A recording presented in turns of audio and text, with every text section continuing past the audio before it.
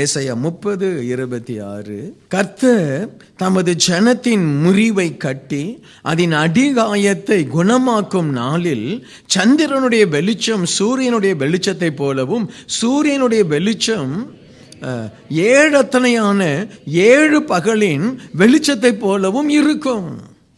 குணமாக்குறதுக்கும் இந்த வெளிச்சத்துக்கு என்னையா சம்பந்தம்? வயிற்று வலி குணமாயிடுச்சு, அதுக்கும் வெளிச்சத்துக்கு என்ன சம்பந்தம்? கால் வலி குணமாயிடுச்சு, இல்லைன்னா ஏதோ ஒரு போராட்டம் குணமாயிடுச்சு. இந்த இடத்துல ஆண்டவர் என்ன சொல்றாரு? நான் உன் ஆத்துமாவை குணமாக்கினால் உன்னை 7 மடங்கு ஆசீர்வாதமாய் மாற்றுவேன். அல்லேலூயா, அல்லேலூயா. உன்னை 7 மடங்கு ஆசீர்வாதமாய் மாற்றுவேன். இனி உன் மனசுல தொல்லை இருக்காது, வேதனை இருக்காது, கசப்பு இருக்காது. ஏன் வாழ்க்கை இப்படி இருக்குன்னு சொல்லி கேள்விக்குறி இருக்காது. அல்லேலூயா.